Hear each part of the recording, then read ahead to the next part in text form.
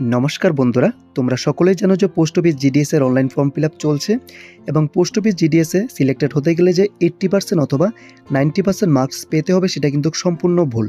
এবং আমার মুখের কথাই নয়, এই যে মেরিট লিস্টটা রয়েছে 2024 জিডিএস পোস্টের, এই মেরিট লিস্টে আমি তোমাদের সরাসরি লাইভ প্রুফ দেখিয়ে দেবো যে 34% এবং 37% মার্ক পেয়েও কিন্তু অনেক ক্যান্ডিডেটস এখানে জিডিএস পোস্টের জন্য সিলেক্টেড হয়েছে।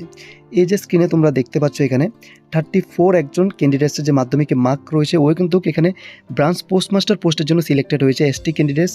এবং এরকম শুধু একজন না, অনেকগুলো ক্যান্ডিডেটস কিন্তু রয়েছে। যেমন দেখো 56.2% মার্ক রয়েছে মাধ্যমিকে, বিপিএম এর জন্য নাম এসেছে।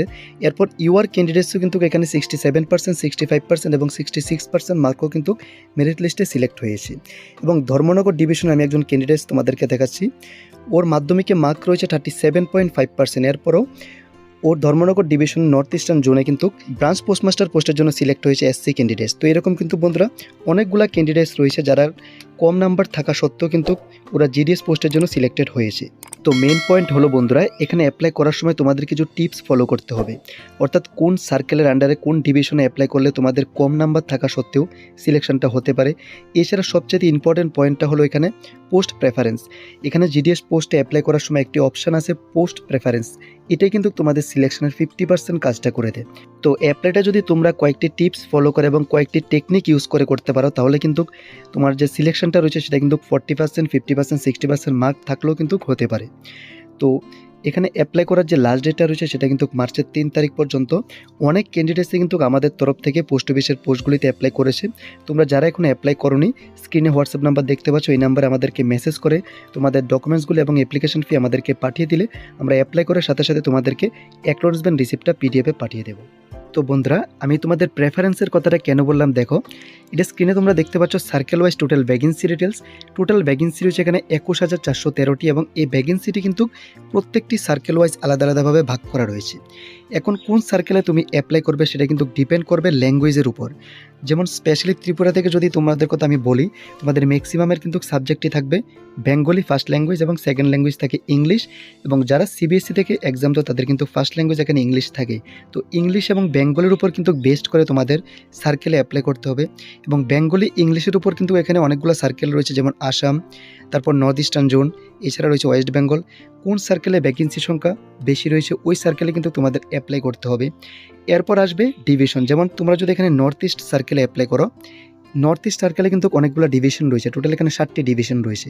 তো কোন ডিভিশনে অ্যাপ্লাই করলে তোমাদের সিলেকশনটা হতে পারে সেটা কিন্তু তোমাদের বুদ্ধি খাটিয়ে অ্যাপ্লাই করতে হবে। তারপর ডিভিশন সিলেক্ট করার পর এখানে কিন্তু প্রেফারেন্স আসে।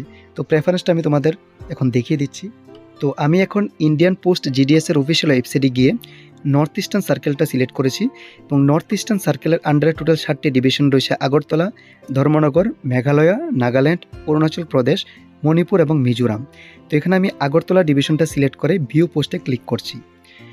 তো তোমরা স্ক্রিনে দেখতে পাচ্ছ এখানে আগরতলা ডিভিশনের আন্ডারে কিন্তু টোটাল 58টি ব্রাঞ্চ রয়েছে।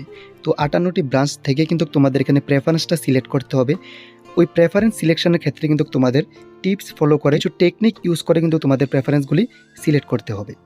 কারণ সব ব্রাঞ্চে কিন্তু সকল ক্যাটাগরি ক্যান্ডিডেটদের জন্য পোস্ট থাকে না এবং কোনো একটি ব্রাঞ্চে ওই পার্টিকুলার ক্যাটাগরি ক্যান্ডিডেটস না থাকার কারণে ওই ব্রাঞ্চের ভ্যাকেন্সি কিন্তু খালি থেকে যায়। তাই বলবো প্রেফারেন্স সিলেক্ট করার সময় তোমরা অবশ্যই কোনো একটি ডিভিশনের প্রত্যেকটি ব্রাঞ্চের ক্যাটাগরি ভ্যাকেন্সি ডিটেলস দেখে তারপর তোমরা প্রেফারেন্স সিলেক্ট করবে। তো বন্ধুরা, তোমরা যারা এখনো পোস্ট অফিসে জিডিএস এর এই পোস্টগুলিতে অ্যাপ্লাই করোনি তাড়াতাড়ি অ্যাপ্লাই করে নাও, কারণ এটা একটা সম্পূর্ণ সেন্ট্রাল গভর্নমেন্টের রেগুলার চাকরি এবং এখানে অ্যাপ্লাই করতে হলে তোমাদের শুধুমাত্র মাধ্যমিক পাস হতে হবে। এখানে কোনো ধরনের এক্সাম অথবা ইন্টারভিউ হবে না, শুধুমাত্র মাধ্যমিক পাসের মার্কসের ভিত্তিতে এখানে সিলেকশন করা হবে। তো বন্ধুরা, এখানে অনলাইন ফর্ম সাবমিশন অলরেডি শুরু হয়ে গেছে ফেব্রুয়ারির 2 তারিখ থেকে এবং ফর্ম সাবমিশনের লাস্ট ডেটটা রয়েছে এখানে ফেব্রুয়ারির 16 তারিখ পর্যন্ত। তো তোমাদের হাতে খুব বেশি একটা সময় নেই, তোমরা যত তাড়াতাড়ি পারো এখানে অ্যাপ্লাই করে নাও। এবং অ্যাপ্লাই করতে যদি তোমাদের কোনো অসুবিধা হয় তাহলে স্ক্রিনের যে হোয়াটসঅ্যাপ নাম্বারটি দেওয়া আছে এই নাম্বারে মেসেজ করে তোমাদের ডকুমেন্টস এবং অ্যাপ্লিকেশন ফি পাঠিয়ে দিলে আমরা অ্যাপ্লাই করে তোমাদের অ্যাকনোলেজমেন্ট রিসিপ্টটা দিয়ে দেবো সাথে সাথে। এবং ফার্দার যখন মেরিট লিস্ট আসবে তার আপডেটসও তোমরা আমাদের তরফ থেকে পেয়ে যাবে। তাছাড়া তোমাদের যদি মাধ্যমিকে মার্কস কমও থাকে তাহলে কিন্তু তোমাদের সিলেকশন হতে পারে। শুধুমাত্র অ্যাপ্লাই করার সময় তোমাদের কিছু টিপস এবং টেকনিক ফলো করতে হবে যেগুলি ভিডিওতে আমি ডিসকাস করেছি। এই টিপসগুলি ফলো করে যদি তোমরা অ্যাপ্লাই করো তাহলে তোমাদের 40%, 50%, 60% মার্ক থাকলেও তোমরা জিডিএস পোস্টে সিলেক্ট হতে পারো।